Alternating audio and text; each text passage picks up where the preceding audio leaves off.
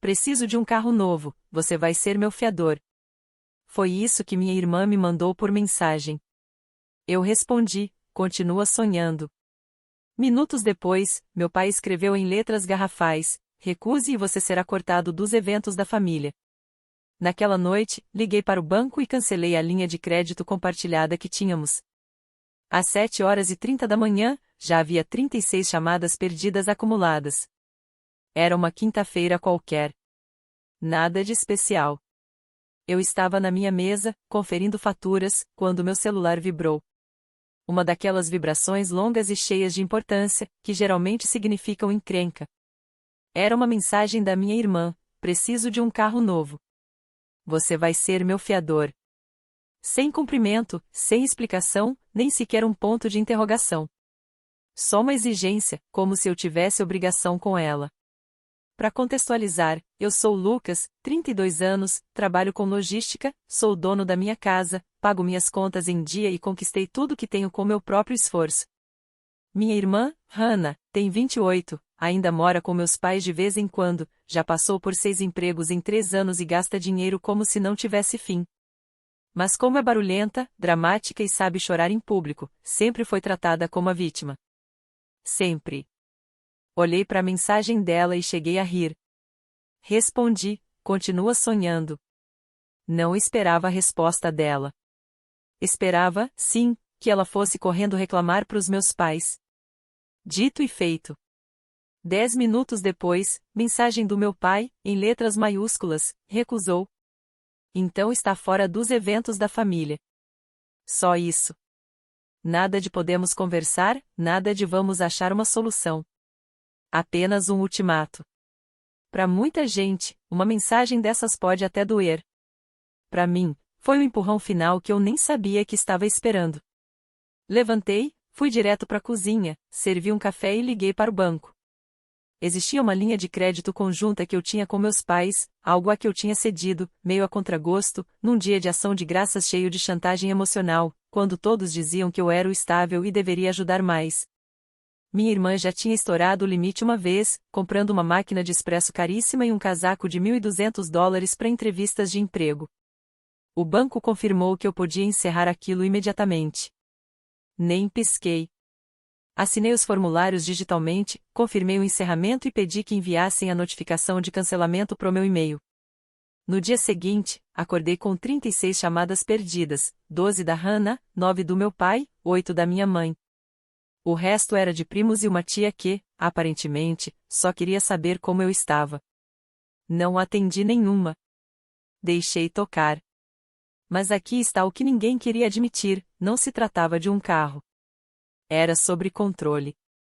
Durante anos, fui tratado como um recurso. O responsável, o equilibrado, o que não reagia. Eles achavam que eu ia ceder como sempre. Mas não dessa vez.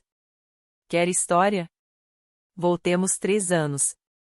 Hannah furou 2 dos meus pneus porque me recusei a emprestar meu carro para ela ir a um festival de música. Ela nem negou. Postou foto dos meus pneus murchos no Instagram com emojis rindo. Quando exigi que meus pais a obrigassem a pagar pelo estrago, disseram que eu estava exagerando. Nem fizeram ela pedir desculpas. Mas o ponto de ruptura foi no último Natal. Estávamos jantando na casa dos meus pais. Eles tinham praticamente implorado para eu ir, depois de eu ter dito não no começo. No meio da sobremesa, Hannah teve um dos surtos dela. Alguma besteira sobre eu nunca apoiar os sonhos dela. Começou a gritar. Eu pedi que se acalmasse. Ela jogou a bebida em mim. Levantei, fui até a cozinha, peguei uma tesoura no balcão, voltei e cortei um pedaço do cabelo dela. O cabelo pelo qual ela era obcecada havia anos. Todo mundo congelou. Ela gritou como se tivesse levado um tiro. Minha mãe chorou. Meu pai ficou em silêncio. E eu? Eu estava calmo pela primeira vez em anos. Eles me expulsaram, disseram que eu tinha passado dos limites depois de ela ter jogado o vinho na minha cara. Mas eu é que tinha ido longe demais. Avançando até agora, ela destruiu o carro que eu dei. Um dos meus 2 carros. Dei o mais antigo porque ela estava desempregada e meus pais estavam com dificuldades. Nenhum obrigada. Só reclamações sobre o ar-condicionado e o Bluetooth. Depois bateu o carro porque estava digitando no celular enquanto dirigia. E, em vez de assumir, culpou os freios. Agora quer que eu seja fiador de um carro novo em folha. E quando eu digo não, sou ameaçado. Não. Aquela foi a última vez que iam tentar essa jogada comigo. Porque o que eles não sabiam é que eu não estava apenas dizendo não. Eu estava me preparando para uma vingança longa e bem pensada. Não uma vingança mesquinha, mas inteligente. O primeiro passo foi cortar a linha de crédito. Depois veio o próximo movimento, e esse ninguém viu chegando. O silêncio depois que encerrei a linha de crédito não durou muito. Ao meio-dia daquele dia, os grupos de WhatsApp já estavam pegando fogo. Minha mãe mandou mensagem no grupo da família: Lucas, precisamos conversar urgente. Isso não é você. Eu saí do grupo. Não da conversa. Saí de vez. Me removi completamente. Naquela tarde, liguei para uma empresa de guincho e pedi que buscassem o Canry 2014 que eu tinha passado para Hannah. Bem, mais ou menos passado. Nunca transferi o documento oficialmente. Essa era a minha rede de segurança. Eu tinha pago aquele carro, estava no meu seguro, e ela só estava usando até se reerguer. Exceto que já fazia 18 meses que ela estava se reerguendo. O guincho levou o carro da frente da casa dos meus pais. Ela deixava ele lá estacionado, fingindo que estava juntando dinheiro para dar entrada em algo melhor. Acho que esse algo melhor agora significava me convencer a comprar um Tesla para ela. Ela me ligou no exato momento em que viu a garagem vazia. Não atendi. Em vez disso, mandei uma foto do carro já de volta na minha garagem. Depois, desliguei o celular pelo resto do dia. À noite, meu primo Jake me mandou mensagem do número do trabalho. Ele é um dos poucos da família que enxerga as coisas como realmente são. Ela passou o dia inteiro surtando. Gritou com sua mãe. Seu pai tentou me ligar para eu te convencer. Eu falei, talvez esteja na hora de alguém colocar a Hannah no lugar dela. Foi a primeira vez em anos que senti que alguém da família finalmente tinha entendido. Na manhã seguinte, fui trabalhar e encontrei um post-it no para-brisa, infantil. Cresça. A letra eu reconheceria em qualquer lugar, da Hannah. Irônico, vindo de quem já tinha jogado refrigerante na minha roupa porque eu reclamei por ela ter roubado meu carregador de notebook. Eu sabia o que viria depois, a fase da manipulação. Quando o escândalo não funcionava e as ameaças também não, vinha a cartada da pena. Dito e feito, 2 dias depois, minha mãe me ligou. Atendi dessa vez, mais por curiosidade. Ela disse que a Hannah estava tendo um colapso e que eu precisava ser a pessoa maior. Perguntei se ela lembrava do episódio dos pneus. Do cabelo. Do jantar que ela mesma implorou para eu ir, antes de me expulsar. Minha mãe ficou em silêncio. Depois disse algo que nunca vou esquecer: ah, você sabe como ela é, mas ela é família. E eu respondi, calmo, eu também sou. E desliguei. No domingo, houve a festa de aniversário de um dos nossos primos mais novos. Eu não fui convidado. Jake me mandou uma foto de lá. A Hannah estava contando para todo mundo que eu tinha roubado o carro dela. Esqueceu de mencionar que fui eu quem pagou pelo carro, pelo seguro, pela manutenção, pelo licenciamento. Esqueceu também da parte em que eu avisei, meses antes, que se ela não começasse a contribuir com alguma coisa, até mesmo só a gasolina, eu ia pegar o carro de volta. Mas isso não me surpreendeu. O que me surpreendeu foi a tia Valerie ter puxado ela de lado, na frente de todo mundo, e perguntado em voz alta: por que você ainda não tem o seu próprio carro?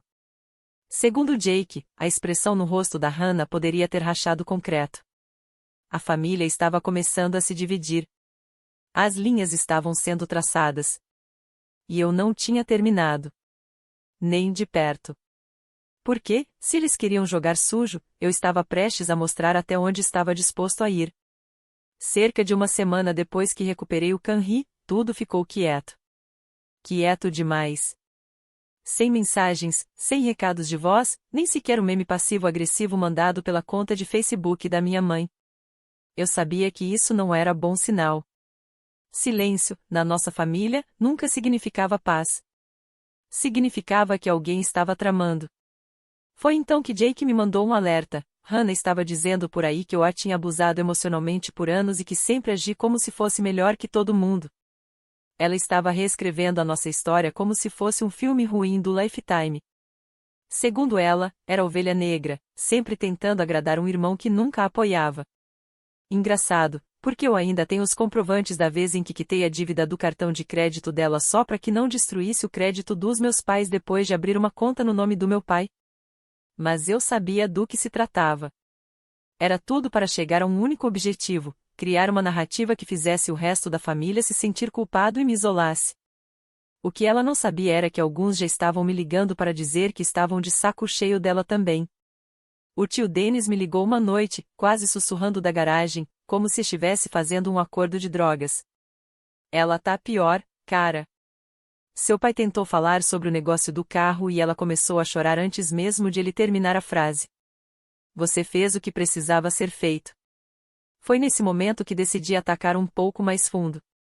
Eu ia lembrar a ela e a todo mundo o que acontece quando você empurra alguém que já não tem mais nada a perder. Liguei para um leilão de carros local com o qual eu tinha contatos e coloquei o Camry à venda. Vendeu em 2 dias. À vista, sem rastros. Sem chance de ela jamais recuperar o carro. Mandei uma mensagem para ela com a foto de confirmação do carro sendo carregado no caminhão. Vendido. Não se preocupe, você não vai mais ter que passar vergonha com o meu carro. Nenhuma resposta. 3 dias depois, Jake me mandou uma foto do story da Hannah no Instagram. Era uma foto antiga, dela no ensino médio, jogando dramaticamente o cabelo castanho longo na praia. Legenda: ele sempre cresce mais forte, assim como eu. Então, estávamos trazendo isso de volta. O famoso corte de cabelo. Eles nunca superaram aquilo. Nem ela, nem meus pais. Nem minha avó. A família adorava fingir que aquilo tinha saído do nada, como se eu simplesmente tivesse pirado e me tornado um Edward de mãos de tesoura no meio do jantar. O que eles convenientemente esqueciam era que a Hannah jogou um copo de vinho na minha cara primeiro. Que ela gritou comigo na frente de uma mesa cheia de gente, me chamou de controlador e disse que eu nunca seria amado porque era frio demais. Eu me lembro de estar ali, pingando vinho vermelho, todo mundo em silêncio, ninguém me defendendo. E me lembro de ter ido até a cozinha, pegado a tesoura, voltado até ela e cortado 6 dedos do cabelo que ela cuidou por anos. O som da tesoura cortando foi a única coisa que se ouviu por 10 segundos seguidos. Essa foi minha vingança naquela época. E funcionou, porque Hannah parou de falar comigo por meses depois disso. A paz era gloriosa. Mas eles me expulsaram de casa naquela noite. Meus próprios pais, mesmo sendo eles que tinham me convidado. Agora estávamos de novo. Situação diferente, mesmo padrão. Ela empurrou. Eu empurrei mais forte. E então veio a mensagem que mostrava que ela não tinha aprendido nada. Eram 2h15 da manhã quando chegou. Apenas 2 palavras: você vai se arrepender. Da última vez que ela disse isso, meus pneus foram furados. Desta vez, eu estava pronto. Verifiquei as câmeras de segurança da minha casa. Tudo limpo. Mas o próximo movimento não seria dela. A casa era minha, mas ela e meus pais ainda tinham chaves. Isso estava prestes a mudar. Naquele ponto, eu não dormia facilmente. Não era paranoia.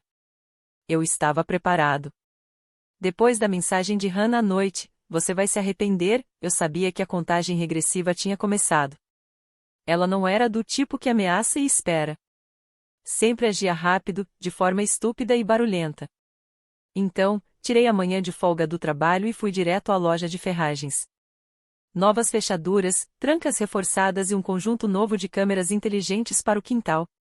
Paguei a mais para que um chaveiro viesse ainda naquela tarde.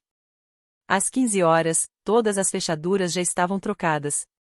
De certa forma, foi simbólico, como se eu estivesse selando uma parte da minha vida. Mas eu ainda estava longe de terminar. Naquela noite, encontrei algo inesperado, um envelope preso na minha caixa de correio. Sem selo, escrito à mão com meu nome. Não era da Hannah. A letra era muito organizada. Abri lentamente, já esperando algum pedido dramático da minha mãe. Mas não era um pedido. Era uma cópia de uma carta que Hannah havia escrito para nossos pais. Ela tinha escrito semanas antes do incidente do carro. Li cada linha como se fosse uma confissão. Ela tinha planejado tudo, a mensagem, a manipulação, até o surto. Contou aos pais que, se conseguisse me convencer a ser fiador, me deixaria pensar que ela estava agradecida, só tempo suficiente para pegar o carro. Depois, sumiria comigo. Ela escreveu: ele é mole. Age como se fosse frio, mas está desesperado para ser aprovado. Ele vai ceder. Sempre cede. Quando eu conseguir o carro, ele pode voltar a fingir que tem limites. Havia mais linhas sobre como ela merecia vencer e como eu devia tudo a ela por todas as vezes que a fiz sentir-se pequena. Eu nem percebi que estava apertando o papel até quase rasgar nas minhas mãos. Não havia assinatura, mas no final, em letras pequenas, outra frase manuscrita: você não recebeu isso de mim, mas estou cansado de te ver levando a culpa, Jake. Fiquei olhando por um tempo, depois dobrei cuidadosamente e guardei no meu cofre. E, assim, qualquer culpa que ainda pudesse sentir sobre o carro, a linha de crédito ou até mesmo o corte de cabelo desapareceu. Eles planejavam me usar de novo. Mas agora eu tinha provas. Naquela noite, recebi uma ligação da minha mãe. Deixei cair na caixa postal. A mensagem dela era quase risível. Ela disse que a família estava discutindo uma intervenção, que Hannah estava passando por um momento difícil e que esperava que eu conseguisse encontrar no meu coração a vontade de ir até lá naquele fim de semana para conversar e resolver as coisas. Eu sentei na cozinha ouvindo a voz dela, tomando café, como se estivesse assistindo a um documentário sobre a vida de outra pessoa. Então me lembrei da chave reserva e da falsa pedra perto da varanda. Saí para pegá-la. No instante em que levantei a pedra, percebi que ela não estava mais lá. Meu estômago despencou. Alguém já tinha levado. Corri de volta para dentro e verifiquei o aplicativo de segurança. Lá estava, movimento detectado, 2h48 da manhã da noite anterior. Uma figura se aproximando da varanda. Não era Hannah. Era meu pai. Ele olhou ao redor, pegou a chave e foi embora. Sem bater, sem mensagem, apenas um movimento silencioso, como um ladrão. No dia seguinte, instalei um sistema de alarme e configurei notificações para todas as entradas. Depois, troquei a senha do Wi-Fi. Eu tinha terminado, mas não ia confrontá-los. Tinha um plano melhor. E ele começou com um churrasco de família no fim de semana seguinte, um evento ao qual eu não fui convidado, mas que planejei comparecer mesmo assim, como convidado de outra pessoa. E eu não chegaria de mãos vazias. Naquele sábado, o céu estava dolorosamente perfeito, azul, sem nuvens e quente. Aquele tipo de dia que as pessoas postam com legendas clichês e milho assado na churrasqueira. O churrasco da família estava acontecendo na casa do tio Rick. Ele é do tipo que aparece 2 vezes por ano, bebe a cerveja de todo mundo e finge ser neutro quando algo dá errado. Mas ele sempre gostou mais de mim do que da Hannah. Dizia que era porque eu ficava quieto até a hora certa. Então, quando mandei mensagem para ele na sexta noite dizendo que queria ir, ele não hesitou. Vá, sem drama. Mas se acontecer alguma coisa, eu não te convidei, entendeu? Eu disse que seria invisível. Mentira. Cheguei com 30 minutos de atraso, usando óculos escuros e um sorriso no rosto. Metade da família me olhou 2 vezes. Minha mãe parecia ter visto um fantasma. Hannah! Ela me encarava como se quisesse me incendiar com os olhos. Passei por ela, peguei um refrigerante, cumprimentei Jake e o tio Dennis, e me sentei sob a pérgola como se eu fosse dono do lugar. 10 minutos depois, todo mundo fingia que não era estranho eu estar ali. As conversas mudavam ao meu redor como se eu fosse um móvel. Alguém ligou uma caixa de som Bluetooth e começou a tocar música, e as pessoas começaram a relaxar. Foi nesse momento que eu dei meu próximo passo. Eu tinha minha própria caixa de som Bluetooth na mochila, pequena, nada chamativa. Conectei ao celular e coloquei um arquivo de áudio. Não era uma gravação de conversa, era melhor, era eu lendo a carta da Hannah, a que encontrei na caixa de correio. Cada palavra. Mantive o tom calmo, plano, inconfundível. Esperei por um momento de silêncio e então mudei a conexão. A música parou. E então minha voz tomou o quintal. Ele é mole. Age como se fosse frio, mas está desesperado para ser aprovado. Ele vai ceder. Sempre cede. Quando eu conseguir o carro, ele pode voltar a fingir que tem limites. As cabeças se viraram. Algumas pessoas pareciam confusas. Jake me encarou. Depois, o resto da carta foi reproduzido. Cada linha, cada frasezinha arrogante. Quando terminou, me levantei e desliguei a caixa de som. Ninguém falou nada. Minha mãe perguntou se era falso. Não respondi. Meu pai começou a dizer algo, mas parou. E a Hannah, ela não chorou. Não gritou. Apenas entrou em casa. 5 minutos depois, saiu. Não se despediu de ninguém. As pessoas continuaram comendo, mas o clima desmoronou. As conversas ficaram baixas, desconfiadas. Vi 2 primos cochichando enquanto olhavam para minha mãe. Jake se aproximou e me entregou uma cerveja. Não esperava um discurso inteiro, disse ele. Dei de ombros. Às vezes, as pessoas precisam ouvir a si mesmas. Naquela noite, voltei para casa, tranquei a porta e coloquei o celular no silencioso. Mas por volta da meia-noite, recebi uma mensagem de um número desconhecido: você venceu dessa vez. Sem nome. Mas eu sabia quem era. Ela não ia desistir. E foi por isso que eu ainda tinha uma última coisa a fazer, o passo final. Porque, mesmo depois de tudo, eles ainda tinham uma cópia da chave da minha casa. E depois do que vi nas câmeras alguns dias depois, sabia que não podia confiar em nenhum deles. 3 dias após o churrasco, cheguei em casa e encontrei uma marca de pé no tapete de boas-vindas. Não era sujeira comum, era lama. Meu bairro estava completamente seco. Nenhuma chuva há uma semana. Chequei as câmeras. 1h17 da manhã. Alguém subiu os degraus, tentou a maçaneta, ficou parado ali por 2 minutos inteiros, e depois foi embora. Não bateu, apenas tentou. Mas o que chamou atenção não foi a figura. Foi o que segurava, um saco de papel de mercado. Algo dentro dele. Pequeno, de cor clara, talvez roupas dobradas. Talvez outra coisa. Algo que planejava deixar ou talvez levar. As câmeras não tinham resolução suficiente para capturar um rosto, mas eu não precisava de um. 2 horas depois, recebi uma mensagem do meu pai: não quero mais ficar no meio, mas ela é sua irmã. Não respondi. Fiquei apenas olhando para a tela até que ela apagou. Naquela noite, não dormi. Não por medo, mas porque eu tinha acabado. Acabado com a ideia de que eu era o único que precisava ser razoável. Que eu precisava perdoar pessoas só porque compartilhávamos DNA. Na manhã seguinte, liguei para o chaveiro novamente. Dessa vez, substituí tudo: porta da frente, garagem, entrada dos fundos, até a fechadura da porta interna da lavanderia.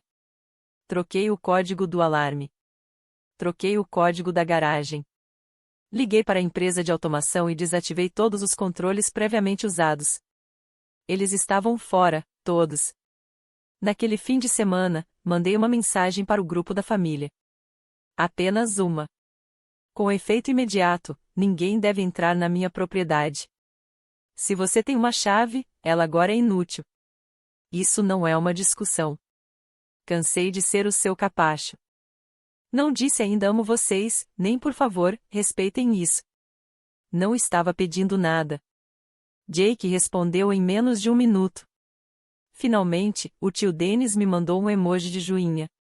Aquele homem nem costuma usar emojis. Meus pais não responderam. Hannah também não. Mas recebi uma mensagem inesperada naquela semana da minha avó: não entendo tudo, mas confio em você.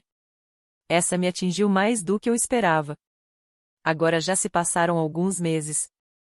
Sem mais ligações, sem visitas, sem pegada surpresa na minha varanda. Não bloqueei ninguém, mas o silêncio se tornou uma mensagem por si só. Soube pelo Jake que Hannah tentou conseguir outro carro, desta vez sozinha.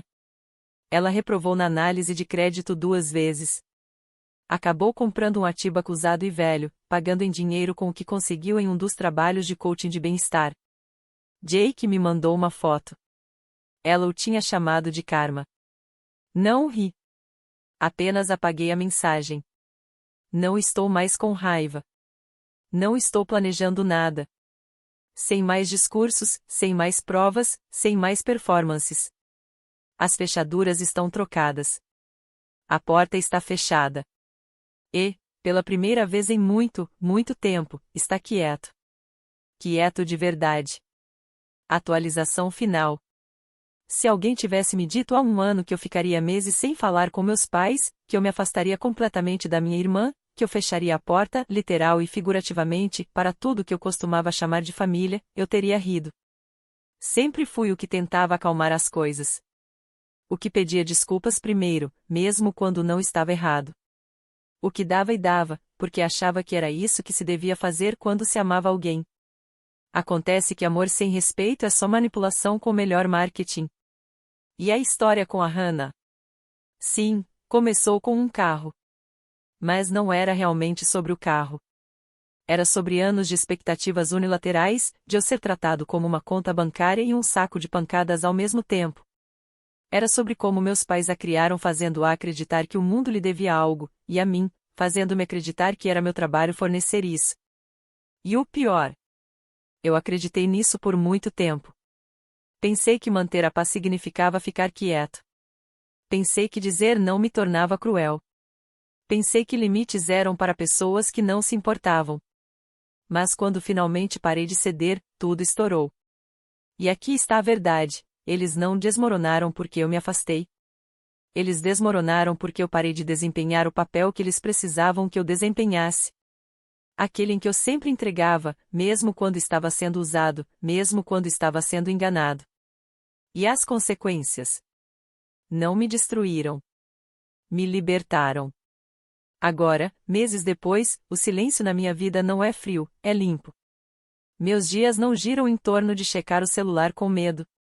Não me questiono ao gastar dinheiro com algo que quero. Não fico acordado à noite relembrando conversas em que tentei justificar limites que nunca deveriam ter sido debatidos. Reconstruí minha casa do jeito que reconstruí minha paz. Fechadura por fechadura, escolha por escolha. Ganhei novas rotinas. Ganhei tempo de volta. Ganhei espaço físico, emocional, mental, para finalmente me perguntar quem eu era fora do caos deles. E sabe o que é mais louco? Eu não sinto falta deles. Não de verdade. Sinto falta da ideia deles. Da versão dos meus pais que eu imaginava quando era criança. Aqueles que me protegeriam, me apoiariam, cobrariam todos pelo mesmo padrão. Da versão da minha irmã que talvez tivesse se tornado alguém que não mentisse para se dar bem, que não transformasse culpa em hobby. Mas essa versão nunca existiu. Eu a inventei porque precisava acreditar que família significava mais do que história compartilhada e fotos de feriados. Acontece que não significa. Família não é quem você tem que aguentar. É quem aparece mesmo quando não é vantajoso. É quem respeita seus limites, mesmo quando isso é inconveniente. É quem fala a verdade, mesmo quando é difícil agora. Esse é o Jake. Esse é o tio Dennis. Esses são alguns amigos que me enviaram refeições congeladas quando souberam que eu estava cortando os laços e me disseram que tinham orgulho de mim. E esse sou eu. Não estou amargurado. Não estou planejando uma revanche dramática, nem esperando que me liguem com um pedido de desculpas perfeito que conserte tudo. Porque eu não preciso mais de desculpas. Eu só precisava da minha vida de volta.